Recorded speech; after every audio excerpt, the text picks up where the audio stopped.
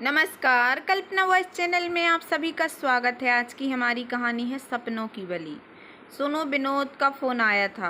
बोल रहा था माँ की तबीयत सही नहीं है, हमसे मिलना चाहती हैं। तुम तैयारी कर लो, कल सुबह गांव के लिए निकलना है।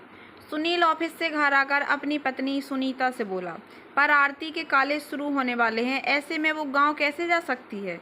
और यहाँ अकेले छोड़ना भी सही नहीं है बच्चियों को। सुनीता ने चिंता जाहिर करते हुए कहा, तुम ऐसा करो, अपनी बहन रागनी को बोल दो, वो कुछ दिन यहाँ बच्चियों के पास आ जाएगी। गांव हम दोनों चलते हैं। रमेश ने सुझाव दिया। हाँ, ये सही है। ये बोल सुनीता ने रागनी को फ़ोन करके कल किसी भी वक्त घर पर बच्चियों को संभालने को कहा, जिसे रागनी ने सहज स्वीकार कर लिया। सुनीता और सुनील के दो बेटियां हैं। बड़ी आरती, जिसने अभी 12वीं पूरी करके कॉलेज में दाखिला लिया है, पढ़ने में तो होशियार है ही। आरती स्वभाव की भी ऐसा ही है कि किसी का भी दिल जीत ले। दूसरी बेटी भारती, जो अभी 10वीं कक्षा पास कर 11वीं में आई है, वो आरती की तरह इतनी होशियार नहीं, पर फिर भी अच्छे नंबर ही लाती है। आरती का सपना है पढ़ लिख कर IAS अधिकारी बनने का, जबकि भारती को फैशन डिजाइनर बनना है। सुनील का छोटा भाई अपनी माँ और परिवार के साथ गांव में रहता है। दोनों भाइयों में स्नेह है और सुनील कभी अपनी जिम्मेदारी से पीछे नहीं हटता। उसके दो बेटे हैं जो वहीं की स्कूल में पढ़ते हैं।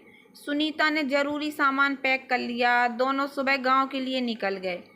गांव पहुंचकर उन दोनों ने देखा माँ की हालत सच में ठीक नहीं है। विनोद, मुझे लगता है माँ को शहर के अस्पताल में भर्ती करवा देना चाहिए, जिससे उन्हें बेहतर इलाज मिल सके। यहाँ गांव में इतनी सुविधा कहाँ है? सुनील ने अपने भाई से कहा। हाँ भैया, मैं भी यही सोच रहा था। यहाँ गांव में इतनी सुविधा नहीं है। इतने दिन से दवाइयाँ चल रही हैं, पर माँ की हालत में सुधार नहीं है, विनोद ने कहा। दोनों भाई और उनकी पत्नियों ने सलाह की और माँ को शहर ले जाया गया और अस्पताल में भर्ती करवा दिया गया। वहाँ उनके टेस्ट हुए और बेहतर से बेहतर इलाज दिया गया। धीरे धीरे उनकी सेहत में थोड़ी सुधार होने लगा। अब वो सहारे से उठकर बैठ भी जाती थीं और थोड़ा बहुत खाने बोलने भी लगी थीं। बेटा, मेरा अंत समय कभी भी आ सकता है। मैं चाहती हूँ अब अपनी आंखों के सामने कम से कम आरती की शादी तो देख जाऊं, एक दिन माँ ने सुनील से कहा। पर माँ, आरती अभी केवल 19 साल की है, अभी से उसकी शादी कैसे? सुनील असमंजस में बोला। बेटा, 19 साल कोई कम भी नहीं होता है। हर दादी की इच्छा होती है कि वो अपने पोते या पोती की शादी देखे, पर लगता है मेरी ये इच्छा अधूरी ही रह जाएगी। माँ निराश होकर बोली। माँ, आप निराश या दुखी मत हो, मैं बात करता हूँ सुनीता से। सुनील केवल इतना बोला। सुनीता माँ चाहती हैं आरती की शादी हो जाए। उनके सामने जिंदगी का कोई भरोसा नहीं। उनकी ऐसा कहना मानना है और वो अपनी ये अंतिम ख्वाहिश साथ लेकर नहीं जाना चाहती। सुनील दुखी होकर बोला। पर सुनील बच्ची है, वो पढ़ रही है अभी। सुनीता लगभग चीख पड़ी। सुनीता, अपनी माँ और बेटी दोनों में से मैं बेहद प्यार करता हूँ और नहीं चाहता माँ की अंतिम इच्छा पूरी ना कर पाऊँ। तुम खुद को और आरती को तैयार करो इसके लिए। वैसे भी 19 साल कोई छोटी उम्र भी नहीं है। गांव में तो 15 साल की लड़कियों की शादी हो जाती है। सुनील ये बोल घर से बाहर निकल गया। सन्न रह गई सुनीता। ऐसा लगा अतीत दोहराया जा रहा है। हाँ, अतीत ही तो दोहराया जा रहा है। फर्क सिर्फ इतना है कि तब सुनीता थी, आज आरती। तब सुनीता के दादाजी की अंतिम इच्छा थी, आज आरती की दादी की। पर दोनों में ये समानता थी कि बड़े बुजुर्गों की अंतिम इच्छा के नाम पर कल भी एक बेटी के सपनों की बलि चढ़ा दी गई और आज भी वही होने जा रहा है। ये सोचते सोचते सुनीता पुरानी यादों में खो गई, जब सुनीता कुल 18 साल की थी। देखो किशोर, तुम्हारे पिताजी अब ज़्यादा दिन के मेहमान नहीं हैं। इनकी जितनी सेवा कर सकते हो करो, उनकी हर इच्छा पूरी करो, डॉक्टर ने सुनीता के पिता से कहा। जी डॉक्टर साहब, मैं कोई कमी नहीं आने दूंगा, किशोर बाबू ने हाथ जोड़कर कहा। पिताजी, आपकी कोई इच्छा अधूरी हो तो आप मुझसे कहें, मैं उसे पूरी करने की कोशिश करूंगा। किशोर अपने पिता के पास आकर बोले। शादी, सुनीता, दुल्हन। दादाजी बीमारी की हालत में सिर्फ इतना बोल पाए, पर श्रवण कुमार से पापा सब समझ गए कि उनके पिता क्या चाहते हैं। बिमला, मैंने सुनीता का रिश्ता की बात चलाई है। कुछ दिनों में सुनीता को देखने आने वाले हैं। एक शाम किशोर पत्नी से बोले। पर सुनीता तो अभी 18 की भी पूरी नहीं है, इतनी जल्दी शादी कैसे? बिमला जी बोली। बिमला, ये सब सोचने का समय नहीं है मेरे पास। मुझे पिताजी की हर अंतिम इच्छा पूरी करनी है। किशोर बोले, पर अभी तो उससे 12वीं के इम्तिहान दिए हैं, कितना मन है उसका आगे पढ़ने का। बिमला बोली, जितना पढ़ना था पढ़ ली, अब जाकर अपनी गृहस्थी संभाले, वैसे भी पढ़ लिख कर कौन सा नौकरी करनी है। गुस्से में ये बोल किशोर बाबू बाहर निकल गए। जब सुनीता को अपनी शादी की पता लगी, बहुत रोई गिड़गिड़ाई वो माँ के सामने, पर उसकी माँ खुद मजबूर थी, क्योंकि किशोर किसी की बात सुनने को तैयार ही नहीं थे। मजबूरी में सुनीता को ही झुकना पड़ा और अपने सपनों की बलि देनी पड़ी और शादी की रजामंदी देनी पड़ी। देखिए, मैं शादी के बाद अपनी पढ़ाई पूरी करना चाहती हूँ। लड़के सुनील को जब सुनीता से अकेले में बात करने को भेजा गया तो सुनीता ने किसी तरह पूछ लिया, हाँ मेरी बहन भी पढ़ती है, तो आपके पढ़ने पर क्या एतराज़ होगा हमें। सुनील ने जैसे ही ये कहा, मानो सुनीता को मुँह मांगी मुराद मिल गई। उसके बाद उसने कोई सवाल जवाब नहीं किया और रिश्ता पक्का हो गया।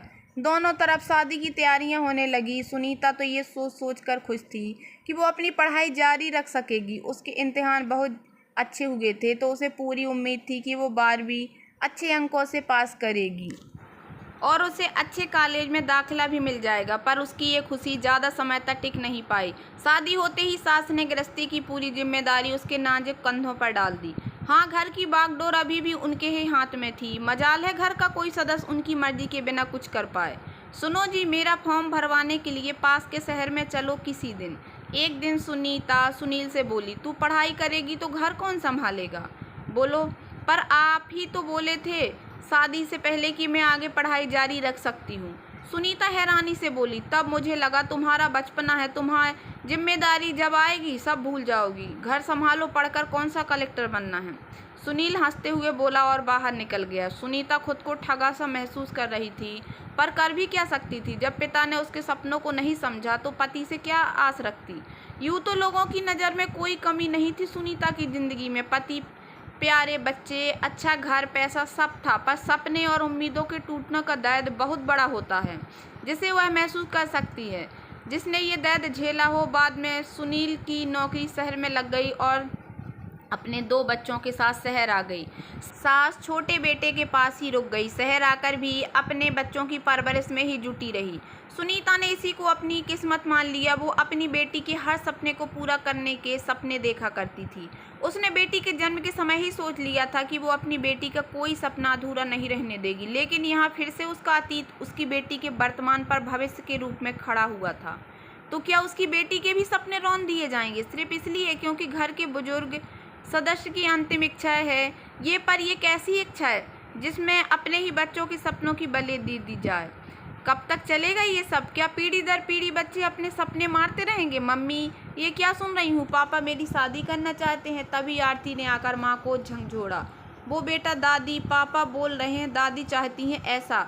सुनीता सिर्फ इतना बोल पाई, मम्मी ये सही नहीं है, पर घर के एक सदस्य की इच्छा पूरी करने के लिए दूसरे सदस्य को कुर्बानी कर दिया जाए। आरती तनिक रोष में बोली, बेटा तू अपने पापा को जानती है ना, वो दादी से कितना प्यार करते हैं। उनकी कही बात पापा के लिए पत्थर की लकीर है। सुनीता अपने आंसू पीते हुए बोली, मम्मी क्या आप भी चाहती हैं मेरी शादी हो जाए, मैं अपना IAS बनने का सपना भूलकर अभी से गृहस्थी के प्रपंचों में फंस जाऊं। 19 साल की बच्ची हूं मैं, क्या पापा को ये नज़र नहीं आता। आरती बोली, बेटा मेरे चाहने ना चाहने का सवाल ही नहीं, जब दादी ने कह दिया तो। सुनीता नज़र बचाते हुए बोली, क्यों नहीं मम्मी, जैसे वो पापा की माँ है आप मेरी माँ हो, मेरे लिए भी आपकी कही बात पत्थर की लकीर होगी। बस आप एक बार बोल दो आप क्या चाहती हो। ठीक है, नहीं बोलना आपको तो मैं भी पापा की तरह जिद्दी हूँ। अगर मेरी शादी मेरी मर्जी के खिलाफ हुई तो मैं जान दे दूँगी। खुद के सपने पूरे करने का हक नहीं, पर जीने मरने का हक तो मुझे है। ये बोल आरती रोते हुए चली गई। ये क्या बोल गई मेरी बच्ची। सुनीता का कलेजा धक से रह गया। एक औरत सब बर्दाश्त कर सकती है, पर जिस औलाद को वो जन्म देती है उसके मुंह से ऐसी बात सुनकर एक माँ का कलेजा छन्नी हो जाता है। उस वक्त उसे सिर्फ अपने बच्चे दिखाई देते हैं। हर रिश्ते से ऊपर उठ जाती है वो। नहीं मेरी बच्ची, मैं तेरी बलि नहीं चढ़ने दूंगी, ये तेरी माँ का वादा है तुझसे, सुनीता खुद से बोली। सुनीता, विनोद एक लड़का बता रहा है, उसके ससुराल की तरफ से है, शहर में ही रहता है, अच्छा खाता पीता घर है। मैंने उसे बोल दिया है, तू बात आगे चला। अगर सब सही रहा तो चट मंगनी पट ब्याह कर देंगे, माँ का कुछ भरोसा नहीं। और फिर ये भी हो सकता है पोती की शादी की खुशी माँ को नवजीवन दे दे। घर आकर सुनील बोला, पहले आरती अपनी पढ़ाई पूरी करेगी अपने सपनों को पूरा करेगी तब उसकी शादी होगी, इसलिए आप विनोद भैया को मना कर दीजिए। कोई बात न चलाएं, सुनीता ने काम करते हुए जवाब दिया। जब मैं सुबह कह गया था तो खुद को और आरती को तैयार करो इस शादी के लिए, तो ये बेफिजूल की बातें क्यों कर रही हो तुम? सुनील गुस्से में दहाड़ा। क्योंकि माँ हूँ आरती की, उसके लिए फैसला लेने का हक है मुझे, और वो अभी शादी नहीं करना चाहती, मतलब इसका शादी नहीं होगी। रही माँ जी की बात, उनकी लंबी उम्र की कामना करती हूँ मैं, पर उनकी अंतिम इच्छा के नाम पर अपनी बेटी के सपनों की बलि नहीं चढ़ाने दूंगी। सुनीता काम छोड़ सुनील की तरफ पलट कर बोली। सुनीता, एक बात कान खोल कर सुन लो, मेरी माँ ने जो इच्छा जाहिर की है वो मैं पूरी करूँगा। भले तुम उसकी शादी का हिस्सा ना बनो, पर यह शादी तो होगी। सुनील दांत पीसता हुआ बोला। मेरी बेटी की भी शादी का हिस्सा नहीं बनेगी। कर लेना तुम्हें जिसकी शादी करनी हो, मैं अपनी बच्चियों को लेकर चली जाऊंगी यहाँ से। अब तक सब बात मानती आई हूँ, आपकी भी और माँ जी की भी, पर अब नहीं। अब बात मेरी बेटी की है। सुनीता भी गुस्से में बोली। दोनों लड़कियां सहमी सी दरवाजे की ओट में खड़ी थीं। सुनीता, मैंने विनोद से कह दिया है, आरती की पढ़ाई ससुराल में भी जारी रहेगी। पढ़ा लिखा समझदार परिवार है, वो नहीं रोकेंगे हमारी आरती को उसके सपने पूरे करने में। मैं कोई दुश्मन थोड़ी हूँ अपनी बेटी का, सब सोचकर ही बात चलाई है। सुनीता की धमकी सुन सुनील थोड़ा नरम पड़ते हुए बोला। जब पिता ही बेटी के सपने नहीं समझ रहा हो तो पराये लोगों से क्या आस रखूं? अपने सपने मार चुकी हूँ इस झूठी आस में। अब नहीं, ना तो मेरी बेटी की अभी उम्र है शादी की और ना उसके सपने पूरे हुए। अभी जो होगा उसके मायके में होगा। ससुराल वालों से आस रखना बेकार है, क्योंकि ससुराल वाले सपने पूरे नहीं करते, बस जिम्मेदारी की चादर में ढक दिए जाते सपने। सुनीता सुनील की आंखों में देखती हुई बोली तो सुनील की पुरानी दिन याद कर नज़र झुक गई। वो असहाय सा सोफे पर जाकर बैठ गया। देखिए, आप अपनी बेटी की तरफ देखिए एक बार। क्या आपको लगता है वो इतनी छोटी उम्र में शादी कर खुश रह पाएगी? क्या बच्चे बड़ों की इच्छाओं के लिए, अपने सपने मानने के लिए ही जन्म लेते हैं? हम माँ जी का बेहतर से बेहतर इलाज करवाएंगे, उन्हें अपने पास रखेंगे, कोई कमी नहीं रहने देंगे। बस आप एक बार अपनी बेटी के बारे में भी सोचिए। सुनीता सुनील के पास आकर बैठती हुई बोली। सुनील असमंजस में था, माँ की अंतिम इच्छा पूरी करे या बेटी के सपने पूरे करे। एक ने उसे गोदी में खिलाया, अपनी रातों की नींद भुला, अपना चैन खो से पाला, तो दूसरी उसकी गोदी में खेलकर बड़ी हुई है। उसकी उंगली पकड़कर चलना सीखा है उसने। बेटी की हर सफलता में उसने गर्व महसूस किया है। तो माँ उसके लिए भगवान स्वरूप है। दोनों ही उसे प्यारे हैं, पर एक के लिए दूसरे की दुखी करना होगा। उसे समझ नहीं आ रहा था वो क्या करे। तभी रोती हुई आरती उसके पास आ खड़ी हुई। पापा प्लीज, फपकते हुए उसने हाथ जोड़ दिए। एक बाप का कलेजा छन्नी हो गया। जिस गुड़िया की आंख में उसने कभी आंसू नहीं आने दिए, यहाँ तक कि कभी प्याज तक नहीं काटने देता था, उस बेटी की आंख में आज उसके कारण आंसुओं की बाढ़ थी। पापा, क्या बेटियां अपनी मर्जी से जी भी नहीं सकती? मैं आपसे सिर्फ पढ़ने, अपने सपने पूरे करने का ही हक तो मांग रही हूँ। अगर ये हक भी नहीं मुझे तो मेरा जीवन ही व्यर्थ है। आरती सुनील का हाथ पकड़कर बोली। बेटा, तेरी दादी। भरे गले से केवल इतना ही बोल पाया सुनील। पापा, दादी ठीक हो जाएंगी, पर मेरी शादी एक बार हो गई तो मेरे सपने मिट्टी में मिल जाएंगे और मैं टूट जाऊंगी। प्लीज़ पापा, मैं आप इसके सिवा कभी कुछ नहीं मांगूंगी, बस मुझे मेरे सपने पूरे करने का हक दे दो। आरती बोली। सुनील टूट सा गया। बेटी क्या मांग रही है? सिर्फ अपने सपने पूरे करने का हक। अभी है ही कितनी सी वो? सिर्फ 19 साल की। अभी कल तक तो उसकी गोद में खेलती थी और आज वो उसकी बलि चढ़ाने चला है। नहीं, वो ऐसा नहीं कर सकता। क्या सारी जिंदगी वो बेटी की आंखों में अपने सपने टूटने का दर्द देख पाएगा? नहीं, बिल्कुल नहीं। बेटा बस मत रो, तू अपने हर सपने को पूरा करेगी, ये तेरे पापा का वादा है तुझसे। सुनील ने बेटी को गले लगा लिया और उसके आंसू पोंछने लगा। सुनीता की आंख में खुशी की चमक आ गई। सुनील के मुंह से ये सुन, खुद के सपने पूरे नहीं हुए तो क्या बेटी के सपने नहीं टूटेंगे, इसका संतोष था उसे। पर माँ जी, अचानक सवालिया नज़रों से उसने सुनील को देखा। सुनीता, माँ का इलाज हो रहा, अच्छे से अच्छा आगे भी करवाऊंगा। वो ठीक हो गई तो बेटी की जब शादी होगी देख कर जाएंगी, वरना जो जहाँ भी होंगी उनका आशीर्वाद हम सबके साथ होगा ही। उनकी इच्छा का मान रखकर आज मैं आरती की शादी कर भी दूंगा तो सारी जिंदगी इसे सशक्ता नहीं देख सकता। सुनील बोला। तभी सुनील के फ़ोन पर विनोद का फ़ोन आया। हेलो भैया, वो लड़के वाले आरती को देखने इसी रविवार को आना चाहते हैं, आप तैयारी कर लेना सब। विनोद बोला, विनोद तू लड़के वालों को मना कर दे, हम अभी ये शादी नहीं कर सकते। अभी आरती की उम्र ही क्या है, सुनील ने उससे कहा। पर भैया माँ की अंतिम इच्छा का क्या, फिर आरती इतनी भी छोटी नहीं है, क्या आप माँ के लिए इतना भी नहीं कर सकते। विनोद बोला, देख विनोद, मैं माँ के लिए सब कुछ कर सकता हूँ, ये तू भी जानता है, पर अपनी बेटी के सपने की बलि नहीं दूंगा। वो पढ़ना चाहती है, कुछ बनना चाहती है, और मैं उसकी शादी करवा कर उसके पैरों में बेड़ियाँ नहीं डलवा सकता। सुनील ने जवाब दिया, भैया मैंने कहा तो वो लोग आरती की पढ़ाई जारी रखेंगे, आगे भी मैंने उनसे बात कर ली है, विनोद ने समझाया। नहीं विनोद, कुछ लोगों की कथनी और करनी में अंतर होता है, वो पहले कुछ बोलते हैं, शादी के बाद कुछ। मैं अपनी बेटी को दांव पर नहीं लगा सकता, तू उन्हें मना कर दे, माँ को मैं समझा लूँगा अपने आप। उनकी इच्छा के नाम पर उनकी पोती के सपनों की बलि चढ़े, वो भी ये नहीं चाहेंगी। सुनीता को देखते हुए सुनील ने विनोद से ये कहा और फ़ोन काट दिया। आरती और भारती दोनों पापा के गले लग गईं।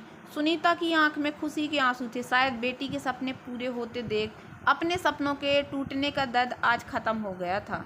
तो दोस्तों, कैसी लगी आप लोगों को मेरी ये कहानी? अगर कहानी पसंद आई हो तो प्लीज़ मेरे वीडियो को लाइक कर देना, चैनल पर नए आए हो तो प्लीज़ सब्सक्राइब कर लेना और ज़्यादा से ज़्यादा शेयर करना। धन्यवाद दोस्तों।